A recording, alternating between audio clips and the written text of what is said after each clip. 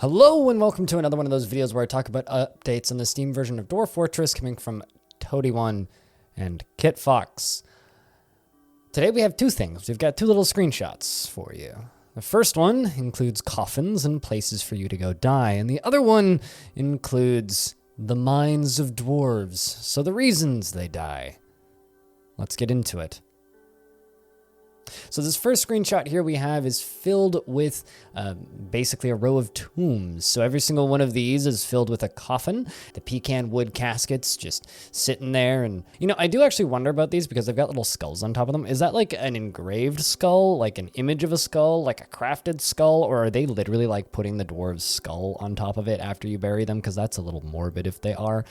It also appears that we have some like yellow stones lying around. I'm really curious as to like what types of rocks each of these are. Actually, it'd be really nice to see like a grid like release of like this is what every type of rock in the game looks like, because like I have like imprinted on my brain what the ASCII like default colors and my corrected colors look like for each different type of stone, and the pattern that they have immediately. Like I look at that pattern and I immediately know what's what. So I'm really curious actually what types of rock these are. But anyway, there's little bits of rock everywhere, and we got a giant bedroom over there on the right and some stairs up downstairs in the middle, as well as some doors scattered about. Yeah, that's the first screenshot. On to the second one. This one is much more interesting. And the reason this one is much more interesting is we have a first look at a new piece of UX. This is the Dwarven Mind. So we have the tiny little icon for our little dwarf up here, Unib, who is currently socializing, as well as their last name and their job, which is a farmer, of course. And then we have all of their UX. So everything that we're going to see for the UI. So you have relations, groups, military thoughts, prefs, needs, workshops, rooms, skills, health, and items. I'm very excited to see that military menu. I really want to know what it's going to look like. I'm assuming it's just going to be a couple drop-down menus for on the dwarf side, and the overall military screen will probably be a little bit similar to what it currently is, but mouse driven, so more understandable. You know, obviously you have their age. I kind of like that they have the health all on one screen, which is real nice. And then the one that a lot of people dread, which is the actual mental state of the dwarf. Now, looking at this, I think that this is interesting because we have the overview section, but there's also like more in-depth versions of these. So preferences has its own kind of submenu, and needs has their own submenu, and their thoughts all have their own submenu, which is interesting because we have a large number of their thoughts right here. I'm wondering if they're just going to do away with the descriptions entirely, which I think is a bit unfortunate, because currently we don't have any like spot to see the descriptions, but we do have the visuals of our actual dwarf.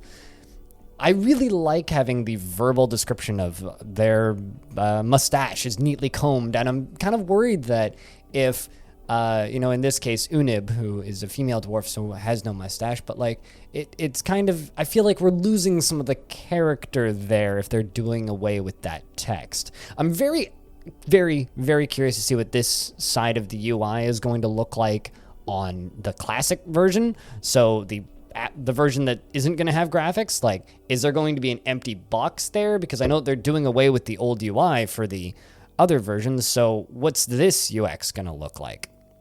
That's something that I'm really curious to see. But as far as this goes, this seems perfectly functional, as I've kind of said about all of the UI. Like, there is no UI in the Steam version that I've seen that has me like over the moon ecstatic with how amazing it is. It just looks functional, which is all I expect and all I need. This looks cool.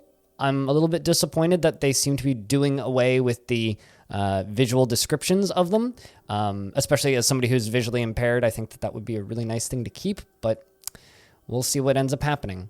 That being said, all of this information is laid out nicely, and I'm curious to know what you guys think down in the comments. Do you guys like this way of displaying the visuals of the dwarves? Is that something that you're into? Also, shout outs to the little kind of tavern over there on the left. We also are seeing a few other things over here because that aren't immediately obvious. We have things such as a little statue. We have variations on dwarven clothing now, which I don't believe we've seen too much of. We've got different kinds of shirts and dresses, and dwarves with beards, dwarves without beards. We've got a dwarf with an axe, Over in a bedroom, we have a dwarf in red who I think is probably sleeping. Looks like we have some forbidden items. I'm assuming that's what the little lock icon means, is that it's forbidden. So it looks like a forbidden goblet up there. There's also a snail on the floor, which I think is vermin, and various other things going on in the different rooms around here. But yeah, just kind of like rewinding back to what I was saying. What do you guys think of this UX? I think it's perfectly functional and laid out in a way that displays information coherently. And I miss the visual descriptions.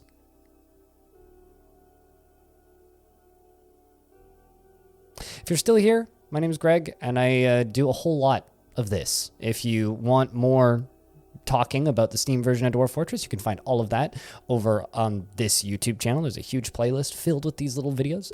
And if you would like to hear more of my voice, all of my live stream VODs and various other bits of stuff go up on this YouTube channel as well as I stream way too goddamn much. You can find that over at twitch.tv/BLINDIRL.